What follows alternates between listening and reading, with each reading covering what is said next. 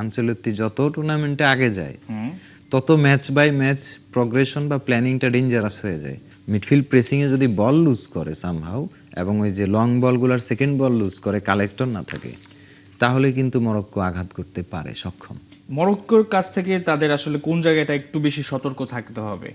আমরা যদি মরক্কোর প্রস্তুতি ম্যাচটা দেখি, তারা নরওয়ের বিপক্ষে 1-1 গোলে ড্র করেছে। আর ব্রাজিল কিন্তু খেলেছে 2টা ম্যাচ এবং 2টাতে কিন্তু তারা জয় পেয়েছে। যদিও সেখানে সেটাকে খুব বেশি বড় করে অনেকে আবার দেখছেন না যে প্রস্তুতি ম্যাচ তারা সেভাবে খেলেনি, তারপরেও নাকি অনেকগুলো গোল হয়ে গেছে।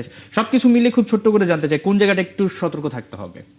সেকেন্ড বল, মিডফিল্ড সেকেন্ড বল, যদি মিডফিল্ড সেকেন্ড বল বেশি লুজ করে ব্রাজিল, মরক্কো তো কাউন্টার অ্যাটাকিং টিম, আপনার মিডফিল্ড সেকেন্ড বল বের করলে 1-2-3 টাচ, হাকিমি সহ অনেক ফাস্ট রানার আছে ওদের একদম। তো ব্রাজিল যদি অনেক বেশি ওভার অ্যাটাকিং যায় এবং মিডফিল্ডে যদি সেকেন্ড বল লুজ করে বা মিডফিল্ড প্রেসিংয়ে যদি বল লুজ করে সামহাউ এবং ওই যে লং বলগুলোর সেকেন্ড বল লুজ করে কালেক্টর না থাকে, তাহলে কিন্তু মরক্কো আঘাত করতে পারে সক্ষম।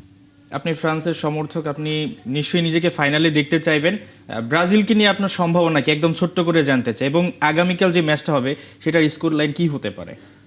আমার কাছে ব্রাজিল নিয়ে সম্ভাবনা ব্রাজিল কোয়ার্টার অথবা সেমি এই পর্যন্ত তো যাচ্ছে, আর এই পর্যন্ত যাওয়ার পরে ব্রাজিলের ওই স্ট্রেংথটা জেগে ওঠে। আনচেলত্তি যত টুর্নামেন্টে আগে যায় তত ম্যাচ বাই ম্যাচ প্রগ্রেশন বা প্ল্যানিংটা ডেঞ্জারাস হয়ে যায়।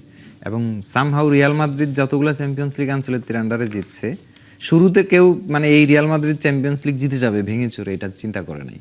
আফটার সেমি অ্যান্ড ফাইনালে লিভারপুল কিন্তু খুব আস্তে আস্তে একটু আগাইতে হবে তাদেরকে, step by step, plan by জার্নিটা তো অনেক বড়। এবার অনেক বড়।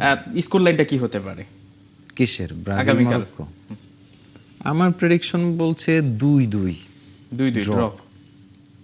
বাট আমি ব্রাজিলের দিকে ডাবল চান্স রাখবো, মানে ব্রাজিল হয়তো জিততেও পারে।